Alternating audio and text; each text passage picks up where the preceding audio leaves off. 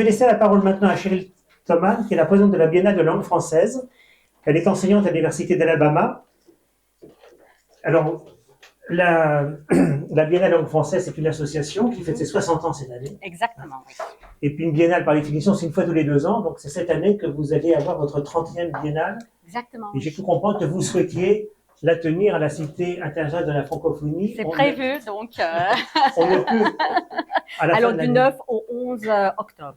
On ne peut que le souhaiter. Alors, vos propos rebondissent sur le propos de M. Krabal, puisque vous allez intervenir sur la francophonie au-delà de l'espace francophone, c'est tout à fait ce que vous disiez, dans un cadre mondial institutionnel. Donc, je vous laisse la parole. D'accord, merci. Merci Patrice, merci Joël. Bonjour à toutes et à tous. Merci aux intervenants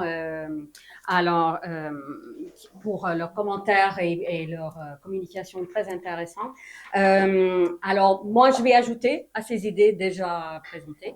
Donc, on a beaucoup parlé de l'OIF aujourd'hui, donc je vais citer quelques statistiques qui sont intéressantes pour notre conversation ici.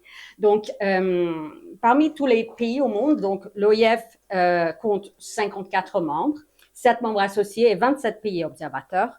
Mais qu'est-ce qui motive certains, ceux et celles qui vivent dans les pays hors de ce réseau, à choisir la langue française?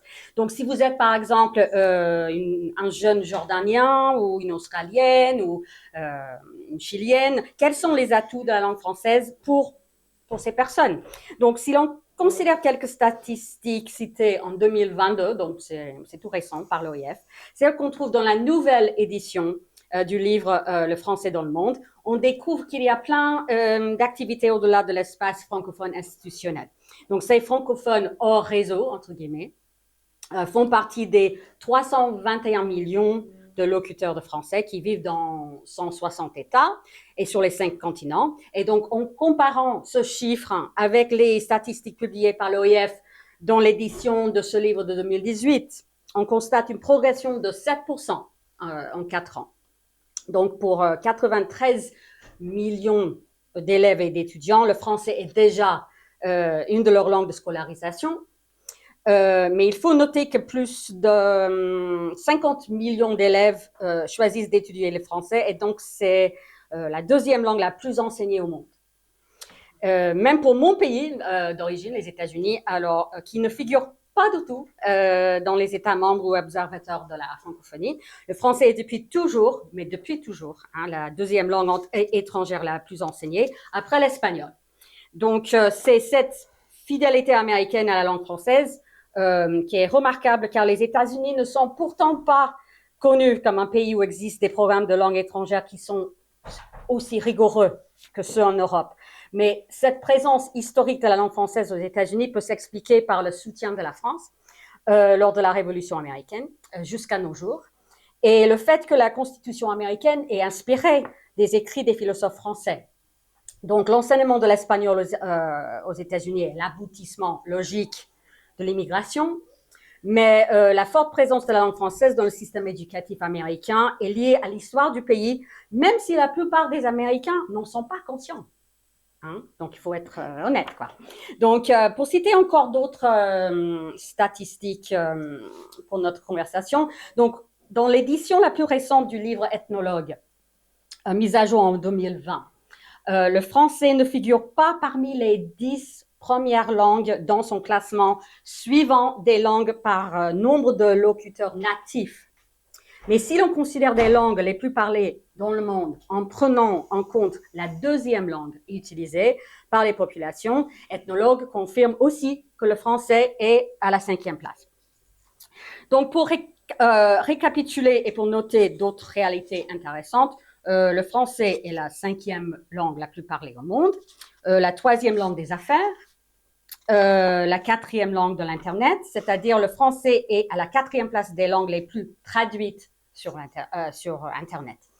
Donc, en plus de toutes ces justifications déjà citées, il y a une projection importante concernant l'influence et le rôle du français à l'avenir. Et donc, pour citer encore une dernière statistique de l'OIF, on prévoit 750 millions de francophones en 2070. Et 90% de ces locuteurs de français résideront sur le continent africain.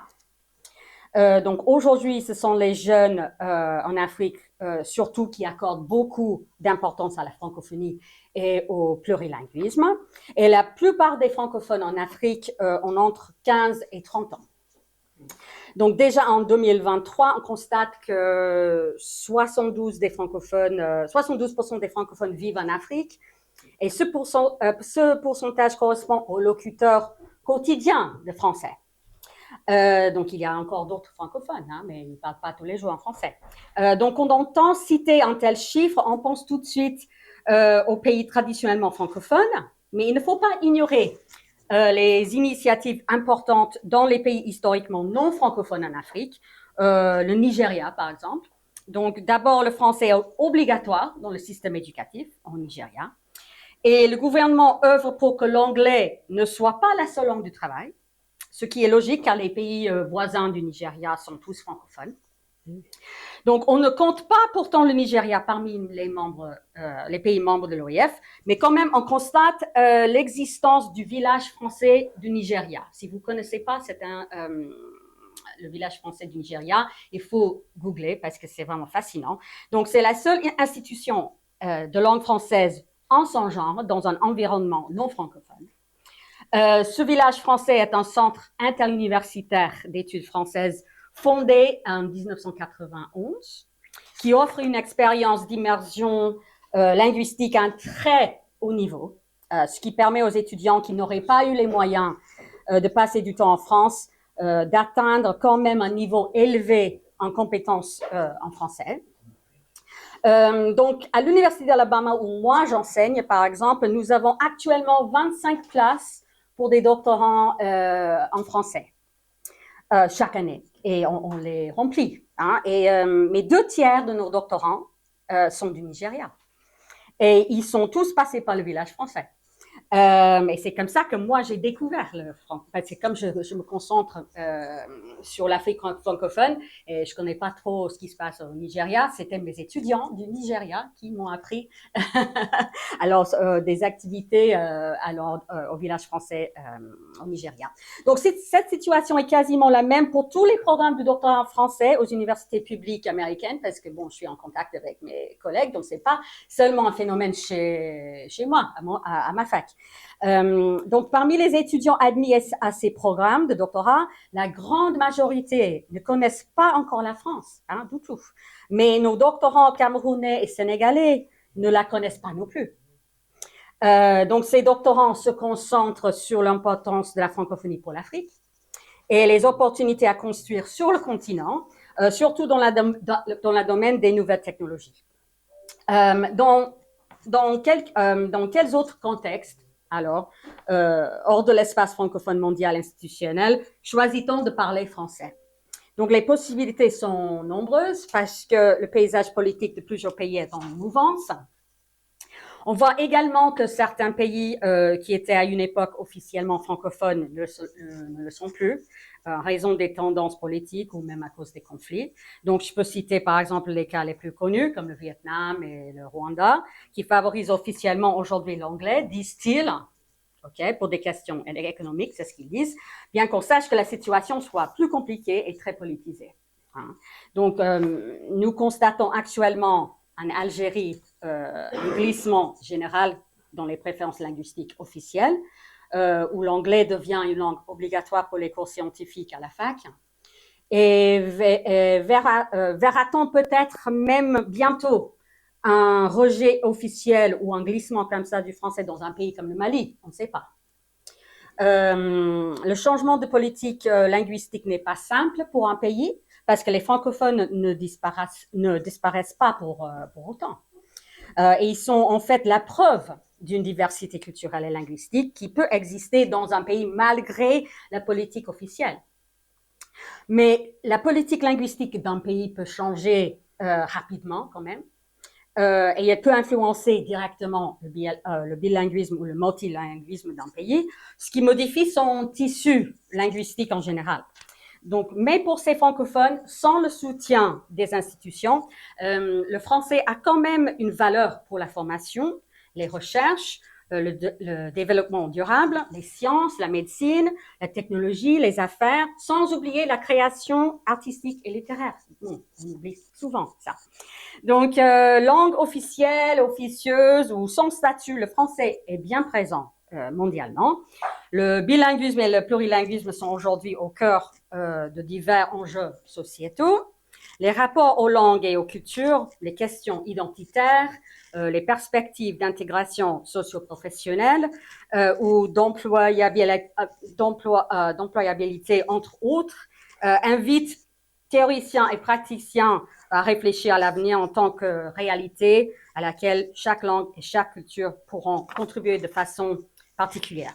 Et puis, je vais citer Christian Tremblay, qui est présent parmi nous, on a la chance, parce que parmi ses écrits, il est très prolifique, mais ses écrits, j'admire beaucoup ses recherches. Et donc, on trouvait un essai en particulier que Christian a écrit, qu'est-ce que le plurilinguisme? Okay, je vais citer juste un petit paragraphe de cet essai où il constate, et je cite, donc, le plurilinguisme est additif et soustractif. Il faut mesurer la portée de la formulation, entre guillemets, entrer dans un autre cercle linguistique et considérer qu'accéder à un ou plusieurs autres univers linguistiques n'implique pas d'abandonner le sien. Donc, le plurilinguisme est un enrichissement et non une mutilation. Donc voilà, fin de citation.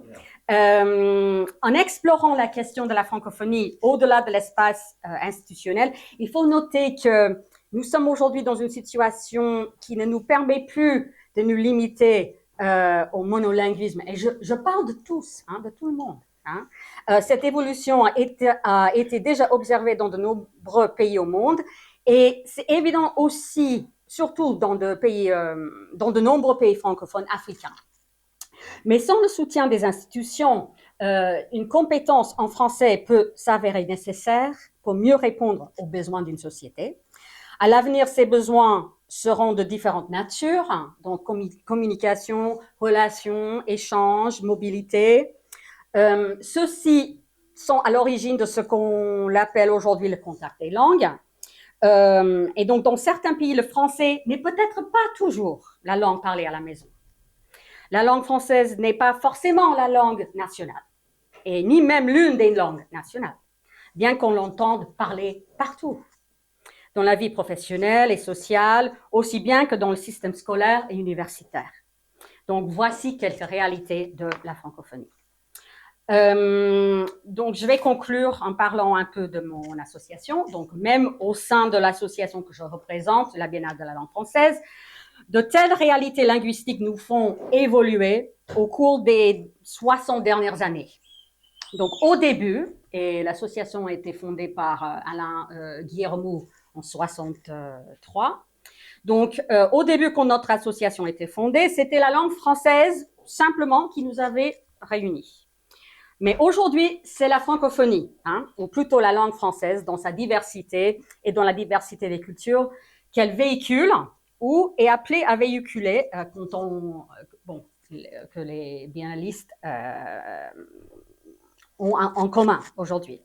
Donc, du 9 au 11 octobre, nous organisons la 30e Biennale de la langue française à la Nouvelle Cité de la Francophonie, à Villers-Cotterêts.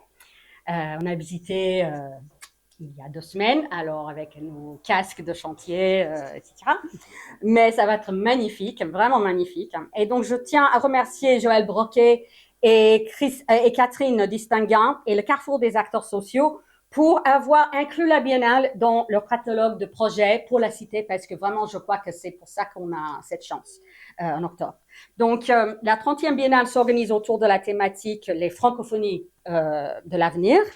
Et on se concentre surtout sur le développement des technologies du langage qui nous aident à briser les barrières linguistiques et à préserver et valoriser le multilinguisme et le multiculturalisme, et où le français joue un rôle essentiel.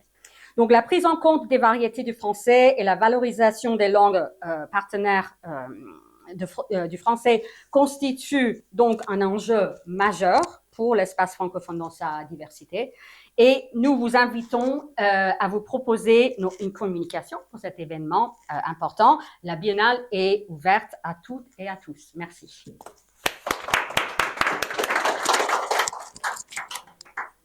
Merci beaucoup, Cheryl, pour cette intervention.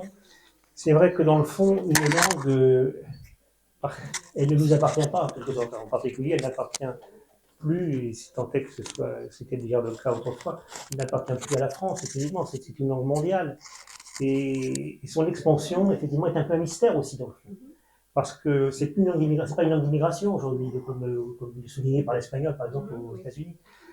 Et le français conserve encore quand même une importance qui dépasse, en fait, je dirais, les réseaux. Je donne un petit exemple qui m'a étonné la semaine dernière.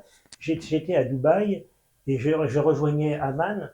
Eh bien, j'étais très étonné que l'annonce aux voyageurs, alors à part moi, il n'y avait pas de français dans l'avion, a été faite en arabe, en anglais et en français. Donc ça montre que la France, c'est quand même, la langue française reste quand même une langue qui a une part particulière, une place particulière quand même, dans les langues du monde.